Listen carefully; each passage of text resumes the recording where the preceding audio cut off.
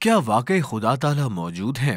اور اگر ایسا ہے تو کیا آپ واقعی سوچتے ہیں کہ وہ ہم پر زیادہ توجہ دیتے ہیں کیونکہ ہم ایک چھوٹے سے نیلے سیارے پر خلا میں رہتے ہیں، یا وہ ایک غیر حاضر زمیندار کی طرح ہیں جو بہت عرصہ قبل سیارے پر تشریف لائے تھے اور پھر ہمارے بارے میں بھول گئے؟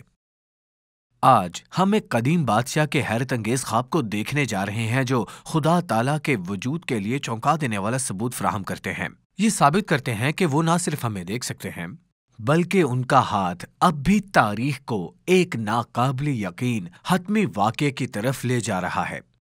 لہٰذا بادشاہ کے اس خواب کے بارے میں سننے کے لیے تیار ہو جائیں جس نے جادوگروں، نفسیاتی ماہرین اور نجومیوں کے ساتھ ساتھ جدید مورخین کو بھی حیران کر دیا، لیکن یہ ٹھوس عقلی ثبوت پیش کرتا ہے کہ نہ صرف خدا تعالیٰ مستقبل کو جانتے ہیں بلکہ انہوں نے اسے ہم پر بھی ظاہر کیا ہے۔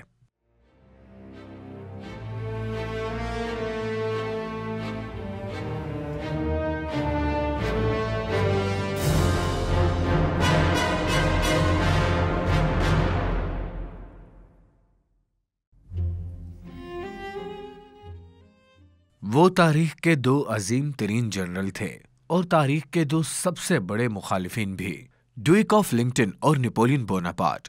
لیکن حیرت کی بات یہ ہے کہ ڈویک آف لنکٹن اور نپولین بوناپارٹ میں بہت کچھ مشترک تھا۔ یہ دونوں 1769 میں ایک جزیرے پر پیدا ہوئے تھے۔ ان دونوں نے بچپن ہی میں اپنے والد کو کھویا تھا اور دونوں کے 4 بھائی اور 3 بہنیں تھیں۔ دونوں نے ایک ہی وقت میں فرانس کے ملٹری اسکول سے تعلیم حاصل کی۔ دونوں کو ریاضی میں مہارت تھی اور دونوں وہیں سے ہی لیفٹیننٹ کرنل مقرر کیے گئے۔ اور شاید سب سے اہم بات یہ ہے کہ ان دونوں کو واٹرلو کی جنگ میں جو کچھ ہوا اس کے لیے یاد کیا جاتا ہے۔ ایک جیسے پس منظر، یکساں تعلیم اور یہاں تک کہ ایک جیسی فوجوں کے ساتھ ان کا مساوی طور پر مقابلہ کیا گیا تھا۔ لیکن نپولین ہار گیا اور ڈیوک آف ولنگٹن جیت گیا۔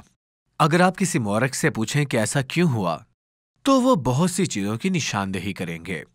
سب سے پہلے وہ آپ کو بتائیں گے کہ جس علاقے پر وہ لڑ رہے تھے وہ اس قسم کا تھا جو ولنگٹن کو پسند تھا، لہٰذا ان کے پاس ہوم ٹیم کا بھی بہت فائدہ تھا۔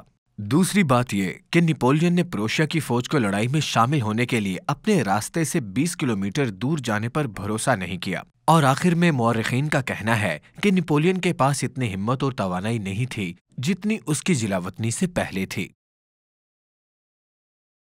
لہٰذا اس بارے میں بہت سے خیالات ہیں کہ نپولین کیوں ہار گیا، لیکن ایک چیز جس پر بہت سے لوگ متفق ہیں وہ یہ ہے کہ وہ شاید جیت سکتا تھا، اور اگر ایسا ہوتا تو آج یورپ کا نقشہ بہت مختلف نظر آتا۔ اس کے باوجود کسی چیز نے ولنگٹن کے حق میں فیصلہ کن طور پر پیمائش کی، اور یہ محض حکمت عملی یا اتفاق یا فوج کا سائز یا تھکاوٹ یا موسم یا ان میں سے کوئی وجہ نہ تھی۔ یہ کچھ اور تھا، ایک نظر نہ آنے والا ہاتھ تھا جس نے نپولین کو جیتنے کی اجازت دینے سے انکار کر دیا۔ در حقیقت 2500 برس قبل بائبل کے ایک قدیم بادشاہ کے بیڈ روم میں کچھ ایسا ہی ہوا تھا جس نے اس بات کا تعین کیا تھا کہ واٹرلو میں اس دن کیا ہوگا۔ کتاب مقدس صحیفہ حضرت دانیال باب 2 اور آیت اول میں اس کے بارے میں بات کرتی ہے۔ اور نبوکدنضر اپنی سلطنت کے دوسرے سال میں ایسے خواب دیکھتے ہیں جن سے ان کا دل گھبرا گیا اور نیند جاتی رہی۔ آدھی رات تھی اور زمین پر سب سے طاقتور آدمی اچانک ٹھنڈے پسینے میں جاگ گیا۔ اس کا دل دھڑک رہا تھا اور اس کا تکیہ پسینے سے بھیگا ہوا تھا۔ اگرچہ وہ کئی بار میدان جنگ میں جا چکا تھا، اگرچہ اس نے موت کی بدصورت حقیقت کو قریب سے دیکھا تھا، لیکن اب وہ ایک خواب سے ڈرا تھا۔ لہٰذا وہ بستر سے اٹھا اور اپنی سلطنت کے چند انتہائی قابل اعتماد مشیروں کا ہنگامی اجلاس بلایا۔ وہ مرد جو ذہنوں کو پڑھنے اور مستقبل بتانے کے قابل ہونے کا دعویٰ کرتے ہیں، وہ کائنات کے رازوں کو جاننے کا دعویٰ کرتے ہیں۔ کتاب مقدس صحیفہ حضرت دانیال کے باب 2 اور آیت 2 میں جاری ہے۔ تب بادشاہ نے حکم دیا کہ فال گروں اور نجومیوں اور جادوگروں اور قدسیوں کو بلائیں کہ بادشاہ کے خواب اسے بتائیں۔ چنانچہ وہ آئے اور بادشاہ کے حضور کھڑے ہوئے، اور بادشاہ نے ان سے کہا کہ میں نے ایک خواب دیکھا ہے اور اس خواب کو دریافت کرنے کے لیے میری جان بے تاب ہے۔ تب قدسیوں نے بادشاہ کے حضور آرامی زبان میں عرض کی کہ اے بادشاہ، اب تک جیتا رہ، اپنے خادموں سے خواب بیان کرو اور ہم اس کی تعبیر کریں گے۔ انہوں نے کہا کوئی مسئلہ نہیں۔ بادشاہ نبوکت نظر، آپ ہمیں صرف خواب بتائیں اور ہم آپ کو بتائیں گے کہ اس کا کیا مطلب ہے۔ اور جیسے ہی نجومیوں اور جادوگروں نے اپنے چارٹ اور خوابوں کی تعبیر کی کتابیں نکالیں، بادشاہ کو اچانک ایک غدار کی بھنک ہوئی۔ اسے شک ہوا کہ جو لوگ اس کی بادشاہی کے معاملات کی رہنمائی کر رہے تھے شاید وہ واقعی نہیں جانتے کہ وہ کس بارے میں بات کر رہے ہیں، لہٰذا اس نے انہیں خواب بتانے سے انکار کر دیا، لیکن پھر بھی اصرار کیا کہ وہ اسے سمجھ لیں۔ انہوں نے کہا کہ اگر تم وہی ہو جس کا تم دعویٰ کرتے ہو تو تمہیں خواب اور تعبیر کا پتہ لگانے کے قابل ہونا چاہیے، اور اگر تم ایسا نہیں کر سکتے تو میں تم میں سے ہر ایک کو موت کے گھاٹ اتار دوں گا۔ ان کے بدن کے نیچے سے اوپر تک ڈر کانپ اٹھے، کیونکہ ان کے دلوں میں وہ جانتے تھے کہ ان کی کتابیں اور چارٹ جعلی ہیں اور ان کی مدد کرنے کے لیے مکمل طور پر بے اختیار ہیں۔ ان میں سے کوئی بھی بادشاہ کے ذہن کے اندر نہیں پہنچ سکا اور اس کے مطالبے کے مطابق معلومات حاصل نہیں کر سکا، لہٰذا انہوں نے مزید وقت مانگا۔ لیکن نبوکت نظر ان سے کہتا ہے کہ تم سالوں سے مجھ سے جھوٹ بول رہے ہو نا، میری بات حتمی ہے، یا تو تمہیں پتا چل جائے گا کہ میں نے کیا خواب دیکھا تھا اور تم مجھے بتاؤ گے کہ اس کا کیا مطلب ہے، یا تم سب مر جاؤ گے۔ لیکن ہم ایسا نہیں کر سکتے عزت مآب، ہم آپ کے ذہن کو نہیں پڑھ سکتے۔ یہاں بتایا گیا ہے کہ کتاب مقدس صحیفہ حضرت دانیال باب 2 اور آیت 10 میں کہانی کیسے بیان کرتی ہے۔ قدسیوں نے بادشاہ سے عرض کی کہ روئے زمین پر ایسا تو کوئی بھی نہیں جو بادشاہ کی بات بتا سکے، اور نہ کوئی بادشاہ یا امیر یا حاکم ایسا ہوا ہے جس نے کبھی ایسا سوال کسی فلانگیر یا نجومی یا قدسی سے کیا ہو۔ اور جو بات بادشاہ طلب کرتا ہے نہایت مشکل ہے، اور دیوتاؤں کے سوا جن کی سکونت انسان کے ساتھ نہیں، بادشاہ کے حضور کوئی اس کو بیان نہیں کر سکتا۔ اس لیے بادشاہ غضبناک اور سخت قہر آلودہ ہوا اور اس نے حکم کیا کہ بابل کے تمام حکیموں کو ہلاک کریں۔ یہ بہت دلچسپ لگتا ہے جب کوئی اہم واقعہ پیش آیا جس نے تاریخ کا رخ ہمیشہ کے لیے بدل دیا، تو نفسیاتی اور نجومی اس کے بارے میں کچھ نہیں جانتے تھے۔ اور میرا یقین کریں، اگرچہ دیر رات ٹی وی اب بھی ان لوگوں سے بھرا ہوا ہے جن کے پاس نفسیاتی ہاٹ لائنز اور سٹار چارٹ ہیں، وہ لوگ اب بھی نہیں جانتے کہ کیا ہونے والا ہے۔ اگر خدا تعالیٰ کے پاس کہنے کے لیے کچھ اہم ہے تو وہ ٹیرو کارڈ، سٹار چارٹ یا کرسٹل بال کا استعمال نہیں کریں گے، وہ سامنے آتے ہیں اور کہہ دیتے ہیں۔ اب دیکھیں کہ یہ کیسے کام کرتا ہے۔ صحیفہ حضرت دانیال کا 2 باب ہمیں بتاتا ہے چونکہ نام نہاد عقل مند لوگ کارکردگی کا مظاہرہ نہیں کر سکتے تھے، اس لیے نبوکت نظر نے ان سب کو موت کے گھاٹ اتار دیا۔ اور جب وہ تمام قدسیوں اور دانشوروں کو تلاش کرنے کے لیے بادشاہی سے گزرے تو انہوں نے حضرت دانیال نامی عبرانی قیدی کا دروازہ کھٹکھٹایا، جنہیں ان کے شاہی خون، ان کی عظیم ذہانت اور ان کی خدائی زندگی کی وجہ سے ایک عقل مند شخص سمجھا جاتا تھا۔ 2 سال قبل نبوکت نظر اور اس کی فوجیں فتح کے مشن پر مغرب کی طرف روانہ ہوئی تھیں، اور اپنے مشن کے ایک حصے کے طور پر انہوں نے یروشلم شہر پر حملہ کیا۔ انہوں نے شہر کا محاصرہ کیا اور لوٹ مار کی، خانہ خدا کو لوٹ لیا اور بہت سے مقدس سونے کے برتن لے گئے۔ ایک نوجوان شہزادے حضرت دانیال کو یرغمال بنا لیا گیا اور شہر کے جوانوں کی ایلیٹ کلاس کے ساتھ جنگی یرغمال بنا کر بابل لے جایا گیا، جہاں انہیں بادشاہ کا خادم اور سلطنت کے دانش مندوں میں سے ایک بننے کی تربیت دی گئی۔ اب اگرچہ حضرت دانیال بادشاہ کے خواب کے بارے میں کچھ بھی نہیں جانتے تھے، سپاہی بھی ان کے پاس آئے کیونکہ وہ ایک عقل مند آدمی سمجھے جاتے تھے، لیکن حضرت دانیال دوسرے نام نہاد دانشوروں کی طرح دھوکے باز نہیں تھے۔ حقیقت میں وہ ایک حتمی چیز تھے، خدا تعالیٰ کے ایک سچے نبی تھے، لہٰذا انہوں نے بادشاہ سے ذاتی طور پر ملنے کے لیے کہا اور انہیں اجازت دے دی گئی۔ کتاب مقدس صحیفہ حضرت دانیال کے باب 2 اور آیت 16 میں یہ کہتی ہے، اور دانیال نے اندر جا کر بادشاہ سے عرض کی کہ مجھے مہلت ملے تو میں بادشاہ کے حضور تعبیر بیان کروں گا۔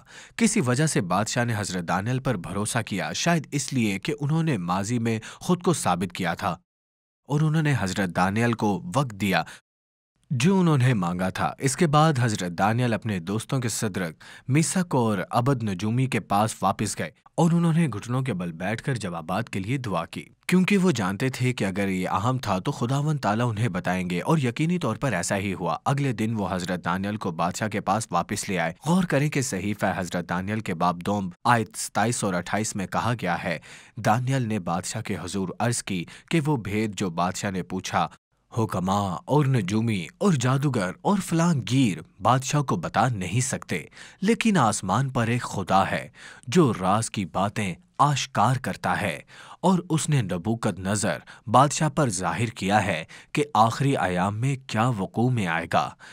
تیرے خواب اور تیرے دماغی خیال جو تو نے اپنے پلنگ پر دیکھے یہ ہیں۔ اس کے بعد حضرت دانیال بادشاہ کو ایک ایسی بات بتاتے ہیں جس نے دنیا کی تاریخ کو بدل دیا ہے، انہوں نے آج کی طرز زندگی کو متاثر کیا ہے۔ در حقیقت یہاں تک کہ نپولین کی واٹرلو میں شکست کی بھی اصل وجہ یہی ہے۔ کتاب مقدس میں کیا کہا گیا ہے کہ بادشاہ نے کیا خواب دیکھا؟ اے بادشاہ، تو دیکھ رہا تھا اور ایک عظیم تصویر دیکھ رہا تھا۔ یہ عظیم تصویر جس کی شان و شوکت بہت عمدہ تھی تیرے سامنے کھڑی تھی، اور اس کی شکل حیرت انگیز تھی۔ اس تصویر کا سر عمدہ سونا، اس کا سینہ اور بازو چاندی کے تھے، اور اس کا پیٹ اور رانے کانسی کی تھیں۔ اس کی لوہے کی ٹانگیں ہیں اور اس کے پاؤں جزوی طور پر لوہے کے ہیں اور جزوی طور پر مٹی کے ہیں۔ آپ نے دیکھا کہ ایک پتھر ہاتھوں کے بغیر کاٹا گیا تھا جس نے لوہے اور مٹی کے پیروں پر تصویر کو ٹکرایا اور انہیں ٹکڑوں میں توڑ دیا۔ پھر لوہا، مٹی، کانسی، چاندی اور سونا ایک ساتھ کچل کر موسم گرما کے فرش سے بوسے کی طرح بن گئے، اور ہوا انہیں دور لے گئی تاکہ ان کا کوئی سراغ نہ مل سکے۔ اور جس پتھر نے اس تصویر کو ٹکرایا وہ ایک بڑا پہاڑ بن گیا اور پوری زمین بھر گئی۔ اچانک نبوکت نظر پرجوش ہو گیا۔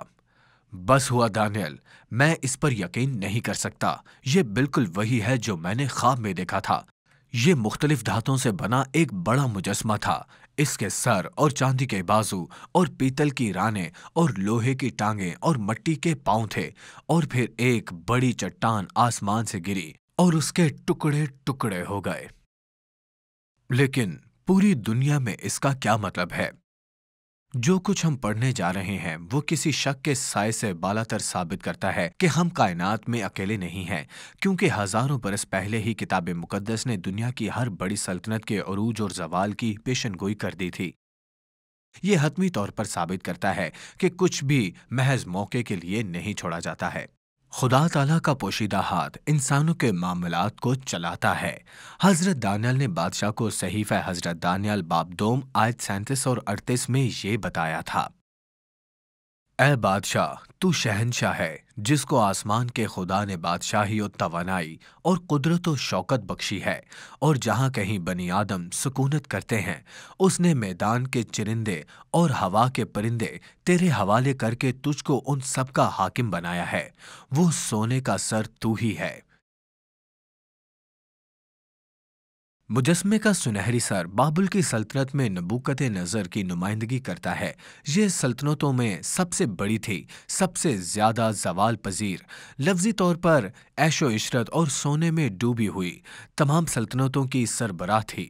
لیکن یہ ہمیشہ کے لیے ایسی نہیں رہی، اور تیرے بعد ایک اور سلطنت برپا ہوگی جو تجھ سے چھوٹی ہوگی۔ تاریخ ہمیں بتاتی ہے کہ بابل کی سلطنت اس وقت ٹوٹ گئی جب 539 قبل از مسیح میں میدیوں اور فارسیوں نے اس شہر کو تباہ کر دیا، اور اس سے کوئی فرق نہیں پڑتا تھا کہ وہ میدان جنگ میں بابل کی طرح باصلاحیت نہیں تھے، کیونکہ ایک نادیدہ ہاتھ ان کے حق میں کام کرتا تھا۔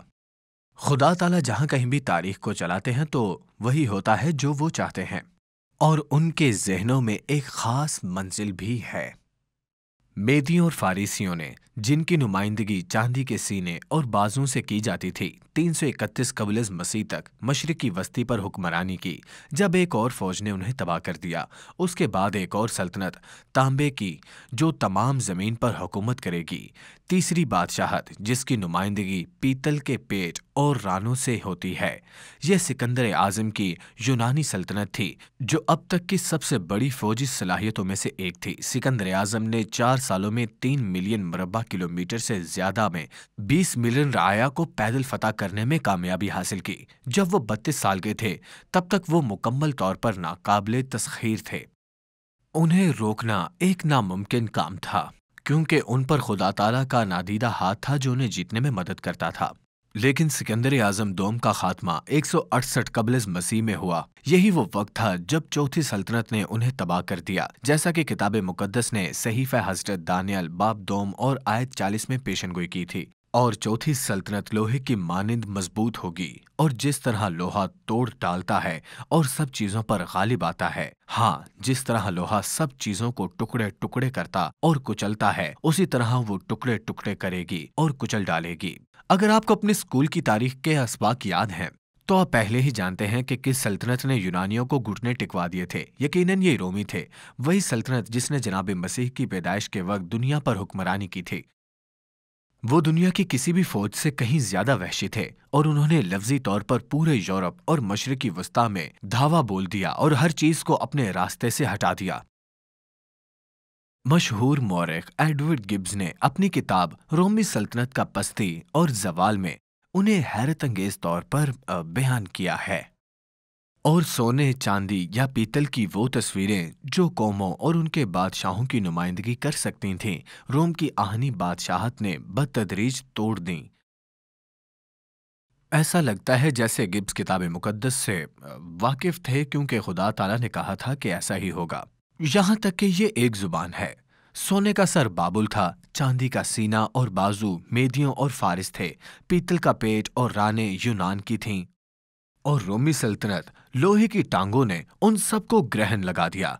खुदा ताला के गैबी हाथ की वजह से किसी को भी रोमी फौज के सामने मौका नहीं मिला, लेकिन रोम भी नाकाम हो जाएगा, क्योंकि यही पेशनगोई की गई थी। बराए करम मेरी बात पर तवज्जो फरमाएं, क्योंकि मैं आपको बसल वजह बताने वाला हूं कि नेपोलियन को शिकस्त क्यों हुई थी।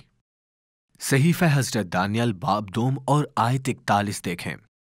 और जो तूने देखा कि उसके पांव और उंगलियां कुछ तो कुम्हार की मिट्टी की और कुछ लोहे की थीं, सो उस सल्तनत में तफरका होगा। मगर जैसा कि तूने देखा कि उसमें लोहा मिट्टी से मिला हुआ था, उसमें लोहे की मजबूती होगी। और चूंकि पांव में उंगलियां कुछ लोहे की और कुछ मिट्टी की थीं, इसलिए सल्तनत कुछ कवी और कुछ ज़ईफ होगी। और जैसा तूने देखा कि लोहा मिट्टी से मिला हुआ था, वो बनी आदम से आमीख्ता होंगे, लेकिन जैसे लोहा मिट्टी से मेल नहीं खाता, वैसे ही वो भी बाहम मेल ना खाएंगे। हजरत दानियल ने बादशाह को 1000 बरस कबल ही बताया था कि मगरबी रोमी सल्तनत टूटकर 10 टुकड़ों में तकसीम हो जाएगी, जैसे अजीम धाती शबी के पैरों पर 10 उंगलियां।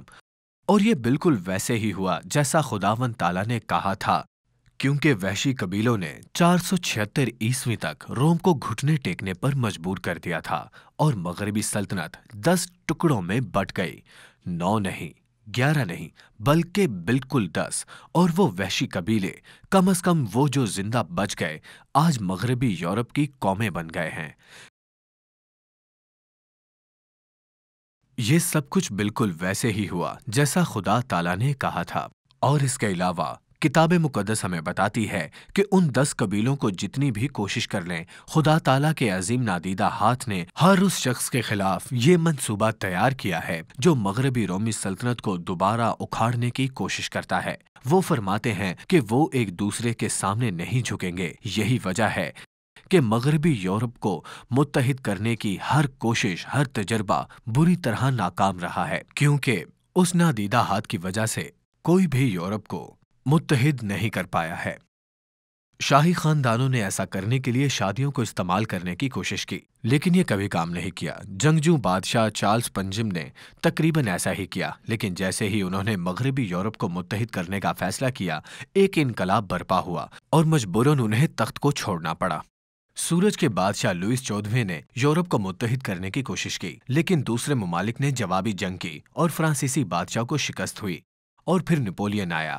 اس نے سوچا کہ کوئی چیز اسے روک نہیں سکتی، لہٰذا 1812 میں نپولین نے روس پر مارچ کیا اور خدا تعالیٰ نے اس کے خلاف توازن قائم کر دیا۔ اس کا روسی فوجی طاقت سے کوئی لینا دینا نہیں تھا، لیکن اس کا خدا تعالیٰ سے بہت لینا دینا تھا۔ برف باری شروع ہو گئی اور روس جانے والے 6 لاکھ سے زائد فرانسیسی فوجیوں میں سے 5 لاکھ کبھی گھر نہ لوٹے، اور اس تکلیف دہ شکست اور ذلت آمیز جلاوطنی کے بعد نپولین واٹرلو چلا گیا اور وہ ہار گیا، کیونکہ خدا تعالیٰ نے کہا کوئی بھی مغربی رومی سلطنت کو دوبارہ متحد نہیں کرے گا، اور جس نے بھی خدا تعالیٰ کی اس پیشن گوئی کو بدلنے کی کوشش کی وہ بری طرح ناکام رہا، اور اس طرح وہ 10 قومیں کبھی بھی متحد نہیں ہوئیں۔ کیسر ناکام ہو گیا، اگرچہ وہ شاید ایسا کر سکتا تھا۔ ہٹلر ناکام رہا، اگرچہ 1942 میں ایسا لگ رہا تھا کہ وہ جیت سکتا ہے۔ وہ سب ناکام ہو گئے کیونکہ خدا تعالیٰ نے فرمایا تھا کہ وہ باہم میل نہ کھائیں گے۔ جمعرات 23 جون 2016 کو برطانوی عوام نے یورپی یونین سے علیحدگی کے حق میں ووٹ دے کر دنیا کو حیران کر دیا۔ یورپی یونین کے 28 رکن ممالک میں سے کسی ایک نے پہلی بار یورپی یونین چھوڑنے کے حق میں ووٹ دیا ہے۔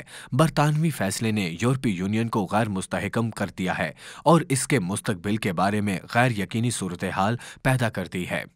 یہ اس بات کی یاد دلاتا ہے کہ یورپ کتنا غیر یقینی، غیر مستحکم اور غیر منقسم ہے۔ وہ جتنی بھی کوشش کریں وہ مغربی رومی سلطنت کو دوبارہ کبھی ایک حکمران یا ایک بادشاہ کے ماتحت نہیں لائیں گے۔ یہ نہیں ہو سکتا، کیونکہ خدا تعالیٰ نے فرمایا ہے کہ وہ ایک دوسرے سے میل نہ کھائیں گے۔ مغربی یورپ کی قومیں اس وقت تک منقسم رہیں گی جب تک کہ نبوکد نظر کے خواب کی چٹان نہیں آ جاتی اور زمین کی بادشاہتوں کو توڑ نہیں دیتی۔ صحیفہ حضرت دانیل باب 2 اور آیت 44 کہتی ہے کہ ان بادشاہوں کے ایام میں آسمان کا خدا ایک سلطنت برپا کرے گا جو تابعدار نصیحت نہ ہوگی، اس کی حکومت کسی دوسری قوم کے حوالے نہ کی جائے گی، بلکہ وہ ان تمام مملکتوں کو ٹکڑے ٹکڑے اور نصیحت کرے گی اور وہی اب تک قائم رہے گی۔